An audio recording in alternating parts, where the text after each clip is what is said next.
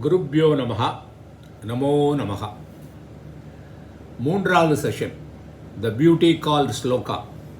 மூன்றாவது செஷன் உங்களை ஆனந்தமாக வரவேற்கிறேன். நல்லா என்ஜாய் பண்ணிட்டு இருப்பீங்கன்னு நினைக்கிறேன். நான் என்ஜாய் பண்ணிட்டு இருக்கேன். ஒவ்வொரு செஷன்லேயும் ஒவ்வொரு முன்னேற்றம் காண முடிகிறது எனக்கே.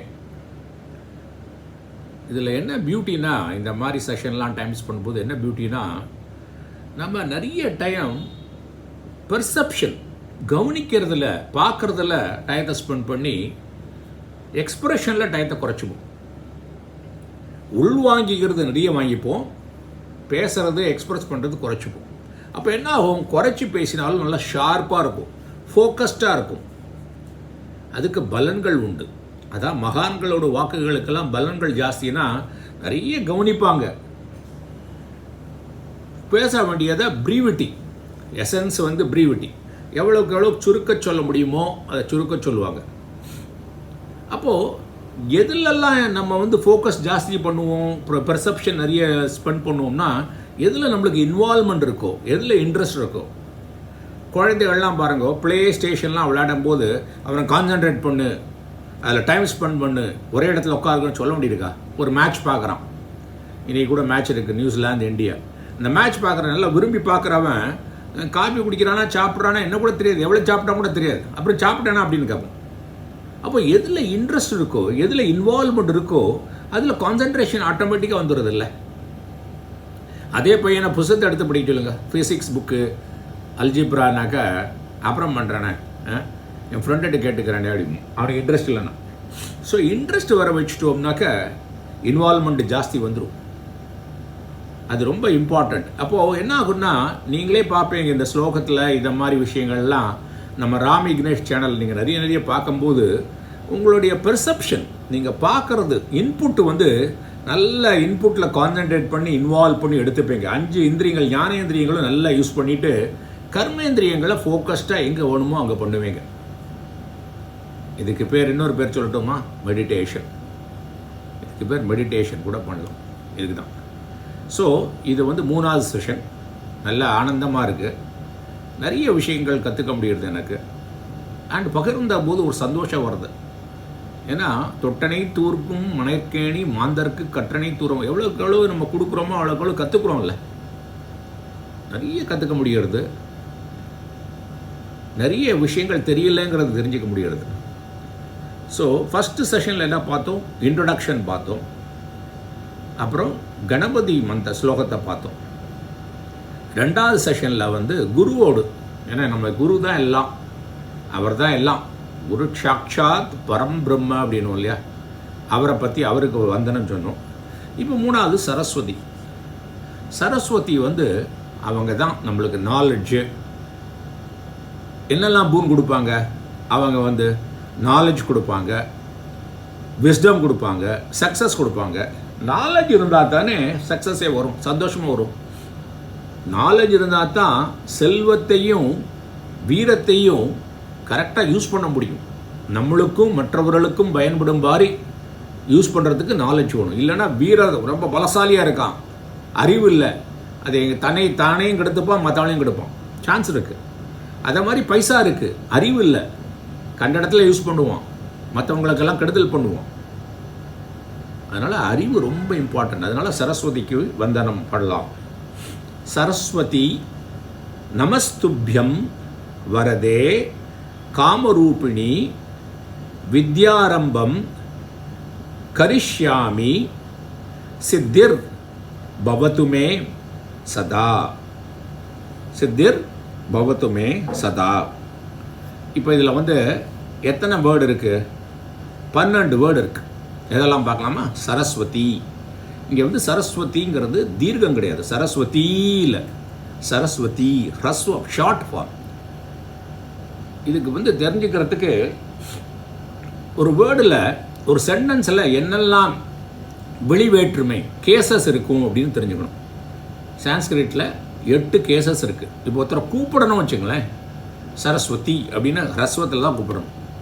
சரஸ்வதி வீணை வாசிக்கிறாள், சரஸ்வதி நம்மளுக்கு அருள் புரிகிறாள், சரஸ்வதி நம்மளுக்கு ஞானத்தை கொடுக்கிறாள். அப்போ ஒரு காரியம் பண்ணுறோம். அப்போ சப்ஜெக்டாக இருக்கும்போது தீர்க்கம் பண்ணலாம். அது வந்து ஃபஸ்ட்டு கேஸுமாங்க.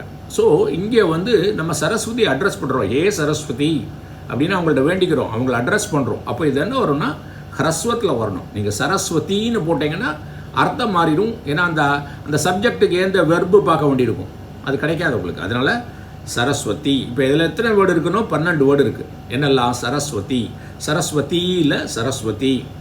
ரெண்டாவது நமக வணக்கம், துப்பியம் உனக்காக, உனக்கு வணக்கம். வரதே, வரதேங்கிறது எகெயின் அட்ரஸ் பண்ணுறோம். வரத்தை கொடுப்பவளே, கிவர் ஆஃப் பூன்ஸ், வரங்களை கொடுப்பவள்.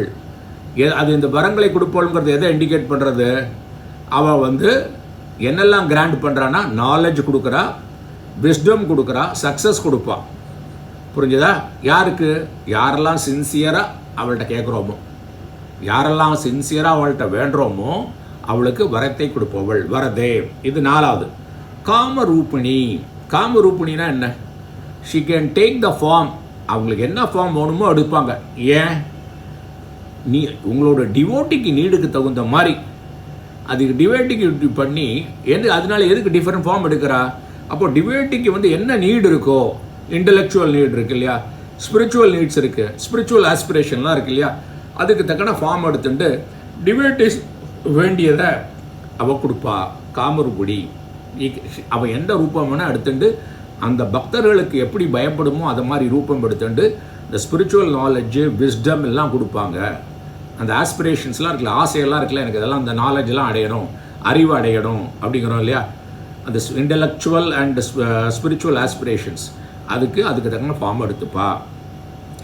வித்யா. வித்யானா கல்வி, அறிவு, ஞானம். ஆரம்பம், நான் ஸ்டார்ட் பண்ண போகிறேன். கரிஷ்யாமி. கரிஷ்யாமினா ஆரம்பம், கரிஷ்யாமினா ஆரம்பம் பண்ண போகிறேன்.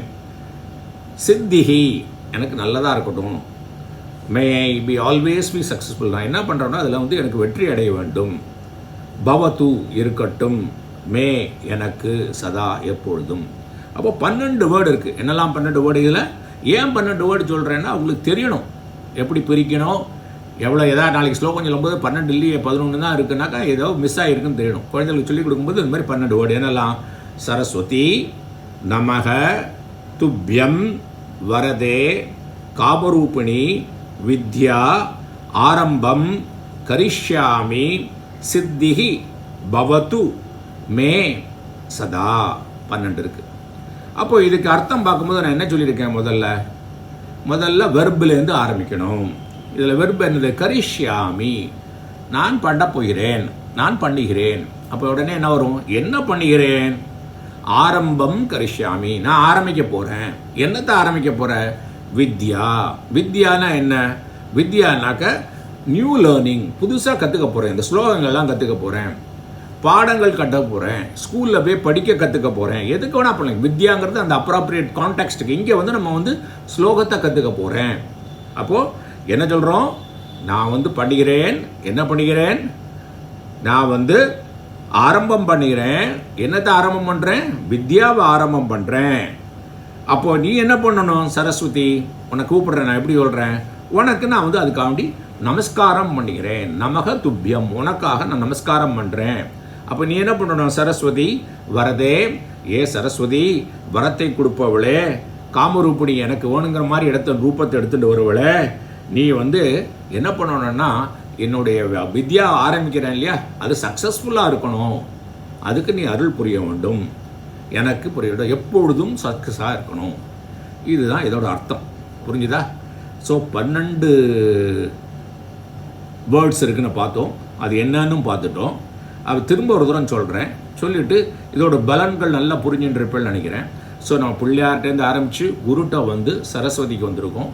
அடுத்தாப்பில் என்ன செய்வோம்னா நம்ம ஒரு கடவுள்கிட்ட ஆரம்பிச்சுட்டு அடுத்தாப்பில் நம்மளுக்கு டெய்லி யூஸுக்கு என்னெல்லாம் வேணுமோ பண்ணிக்கலாம். இப்போ இது என்னெல்லாம் இருக்குது? சரஸ்வதி, தீர்க்கம் கிடையாது, கிரஸ்வம், ஷார்ட்டு, சரஸ்வதி. இதை தான் மிஸ்டேக் நிறைய பண்ணுவோம், நம்மளுக்கு தெரியலைனாக்க. சரஸ்வதி அப்படின்றவோம். இல்லை, குழந்தைகளுக்கு சொல்லிக் கொடுக்கும்போது சரஸ்வதி.